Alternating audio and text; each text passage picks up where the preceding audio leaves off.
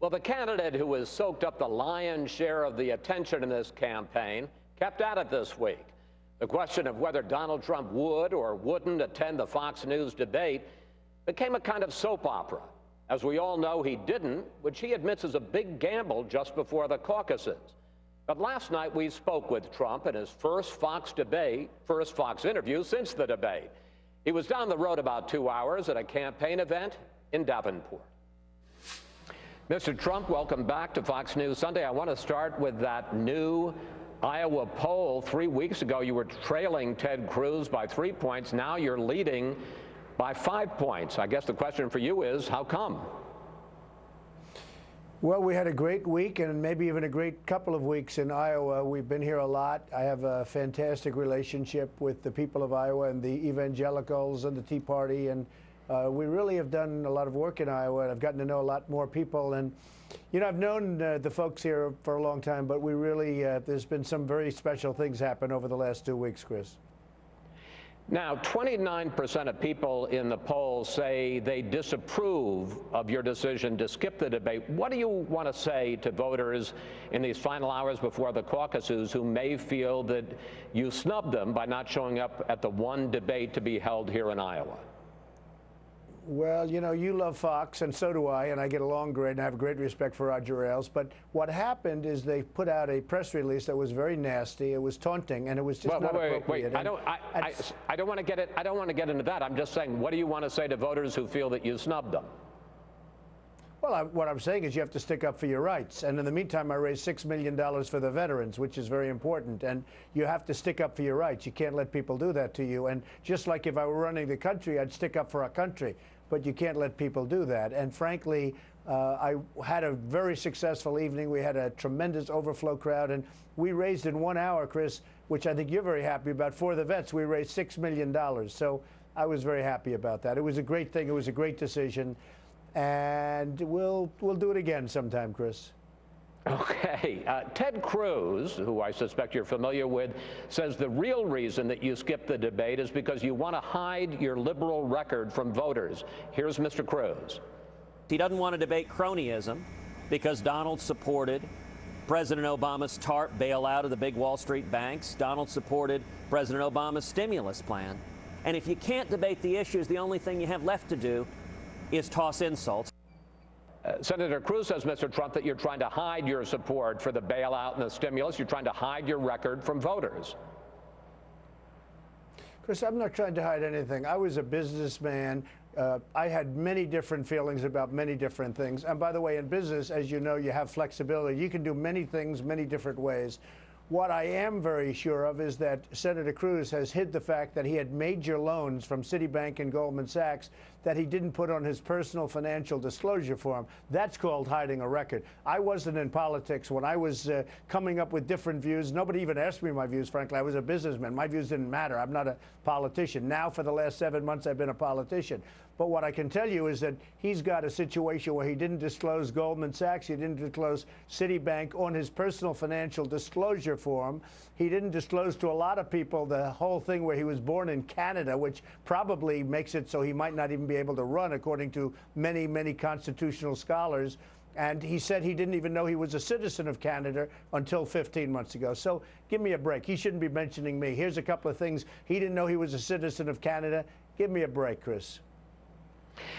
You talked earlier about the veterans event you held during the debate and that you're proud of it, and understandably so. You raised $6 million, including $1 million out of your own pocket. But, sir, Forbes magazine took a look at your record of supporting veterans groups over the years, and what they found is that from 2009 to 2013, the Trump Foundation donated $57,000 to groups helping veterans.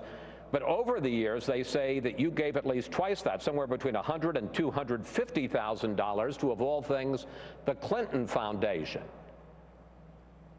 Well, what I have done is I've given a lot of different events at Mar-a-Lago for the veterans. We have many. I can get you a list. I didn't know you'd be bringing this up, but I can get you a list of all of the events I've given in Palm Beach, Florida, and different hotels I have for the veterans. And I've opened up my houses. I've opened up my in a couple of cases, my buildings, and we've given many events, but I could certainly get you that list, and I'd be proud to. I did give to the Clinton Foundation. What I didn't know is they'd be using it for private aircraft and things like that. The Clinton Foundation was helping with Haiti and with lots of other things, and I thought it was going to do some good work, so it didn't make any difference to me. Again, I was a businessman, and it was my obligation to get along with everybody, including the Clintons, including Democrats and liberals and Republicans and conservatives.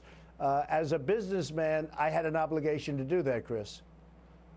You know, you were talking earlier when we were discussing the poll about your support among the various groups here in Iowa. 60% of Republican caucus goers identify themselves as evangelicals, and you're doing very well with social conservatives. I know that you're campaigning today with Jerry Falwell Jr., the president of Liberty University, who has endorsed you. And in a new poll, 52% of white evangelicals said they think that you would be a good or great president. And you know, you don't fit the typical evangelical social conservative profile. And I guess my question is, why do you think you're doing so well with that particular group? Well, first of all, I'm probably more honored when I hear that statistic than even the fact that I'm actually winning the poll by, you know, pretty good number. And have come back from where I was losing the poll. If you look, you know, from a few weeks ago, I think I was down on this poll, and now I'm up fairly substantially. So, but I think I may be more honored by winning on the evangelicals than I am by even the win, because, you know, I've just had a great relationship. I've just had a really great, when you have Jerry Falwell Jr. endorse me, that was a very big turning point. I went to Liberty University, gave a speech. We set the all-time record for attendance. And I don't know, I can just tell you there's something very special. As you know, I'm Christian, I'm Presbyterian, but there has been something very special as far as the evangelicals and my relationship with them. And I saw that also in the poll numbers, and it really stood out. And I'm very happy with it. But I think it's also, it's in support of Jerry and Robert. You know, Robert Jeffress, Pastor Jeffress has been tremendous, and so have many other pastors. I mean, we've had tremendous support from ministers, pastors, and from Christians generally, and evangelicals. So I'm really happy about it. But Mr. Trump, let's take one issue. You say now that the Supreme Court has ruled that same-sex marriage is the law of the land, and that any politician who talks about wanting to amend the Constitution is just playing politics. Are you saying it's time to move on? No, I'm saying this. It has been ruled upon. It has been there. If I'm if I'm elected, I would be very strong on putting certain judges on the bench that I think maybe could change things. But they got a long way to go. I mean, at some point, we have to get back down to business. But there's no question about it. I mean, most people feel this way. They have ruled on it. I wish that it was done by the state. I don't like the way they ruled. I disagree with the Supreme Court from the standpoint they should have given the state, should be a states' rights issue, and that's the way it should have been ruled on, Chris, not the way they did it. This was a very surprising ruling, and I can see changes coming down the line, frankly, but I would have much preferred that they ruled at a state level and allowed the states to make those rulings themselves. But just to button this up very quickly, sir, are you saying that if you become president, you might try to appoint justices to overrule the decision on same-sex marriage? I would strongly consider that, yes. Finally, you were campaigning with your daughter Ivanka, who is very pregnant, I think 8 months pregnant, and you had a suggestion for how she could help the campaign. Here it is. Ivanka, it would be so great if you had your baby in Iowa. It would be so great. I'd definitely win. Question, you sure, Mr. Trump, you don't want her to wait until Super Tuesday on March 1st, where there are a couple of states that have even more delegates? Well, you know, I was kidding. In fact, that was at the event where we raised all the money for the veterans. And to be honest with you, I was kidding. But I wouldn't mind. Look, Iowa would be a great place for her to have a baby. And frankly, so would New Hampshire, and so would South Carolina. We have about 3 weeks to worry about it. But they'd all be great places for her to have her baby. She's a great person, and hopefully it's going to be a healthy baby. That's the most important thing.